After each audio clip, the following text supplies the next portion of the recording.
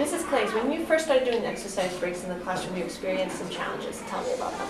Our challenges were that once we started the exercise program and turned on the exciting music and started doing the ABC for Fitness, they went through that very nicely, but as soon as we were done, they didn't stop. They were moving and gyrating everywhere. So you had given me a CD with kind of calm classical music on there, and we started putting that on after the fast music, and they would power down by stretching and breathing.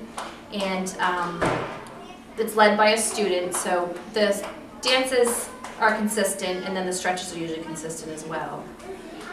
Do you find that it's helped power them back down by doing that? Yes, I think the stretching and breathing and just the calm music has definitely helped them. I noticed that they went from being antsy and just not even able to sit down to and when we do Z on the ABC for Fitness, which is Zoom, we zoom in slow motion back to our seat, which starts us for the power down.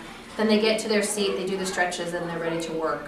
Whereas before, it was horrible. It really was horrible. I mean, they just wanted to keep going with it, and they wouldn't stop. And I was doing the clapping to try to get their attention back. And I told you it was challenging for us because they are a very active class and they like to move and talk and be busy. So we have found that it's worked out a lot more. And I think just doing the routine more and more every day just really helps them. It helps it fall into place too. So. How many times a day would you say you do the exercise breaks? Well, sometimes we walk for an exercise break, but we probably only do like 2 times a day. I know we were supposed to get into 4, but we do 2 times a day, usually right before writing, because that's a time when they really need to be sitting and thinking, so that helps them get the wiggles out. And then sometimes before math we do it as well, help them get the wiggles out. So it does help a lot, get the wiggles out. When I first proposed the idea, were you ready to jump on board, or were you a little skeptical?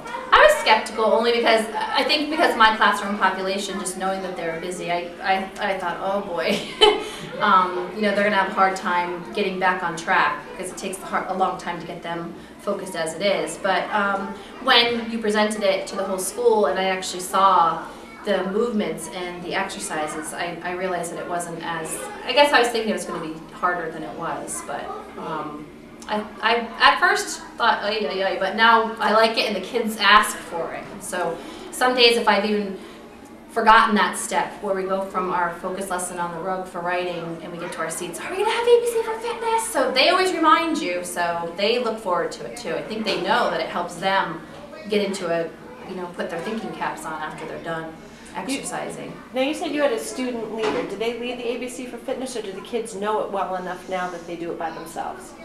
I actually use popsicle sticks and I pull they have names on them. I pull a popsicle stick out and the student gets to say whether they'd like to lead it or not. They go over to the rug and I have a poster on the side.